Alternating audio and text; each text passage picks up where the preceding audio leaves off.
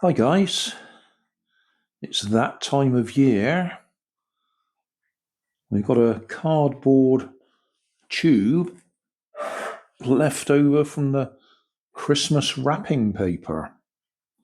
So I've 3D printed a bracket for either end.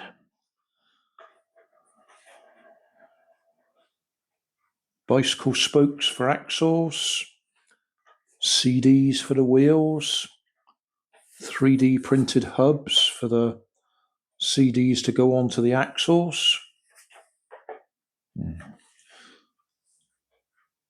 That CD's got some cracks in it, but we'll use it anyway.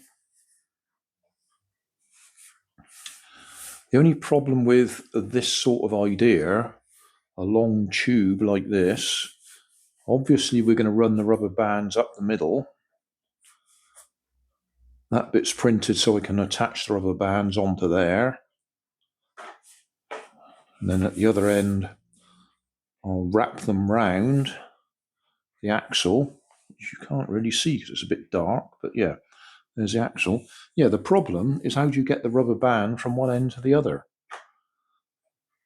So you end up needing a long rod with a hook on it.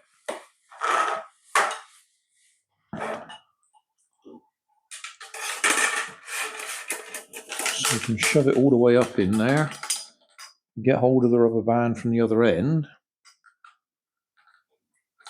and pull it all the way down. So I'll do that. I need to put a hook on the end of here, just a paper clip or something like that, and that will do the job. But it is a pain, so I don't ever recommend making a cardboard tube car because of that problem, trying to get the rubber band all the way along.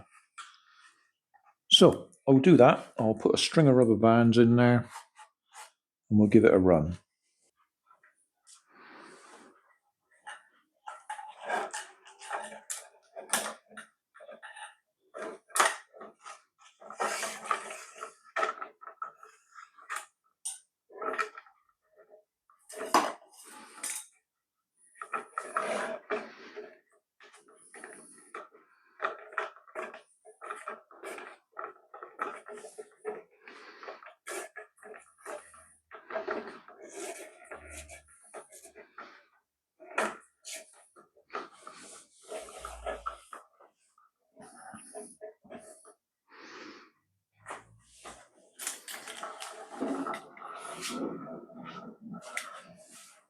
Funny how I always manage to launch them so they go right.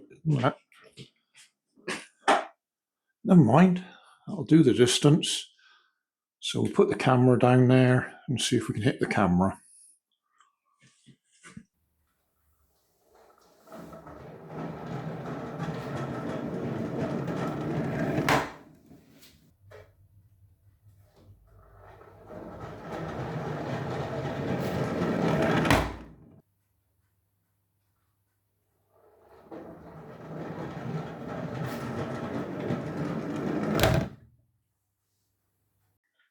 A little follow-on, having said that the single tube is a real pain to use, I know that I've got another 2 of these cardboard tubes in the garage.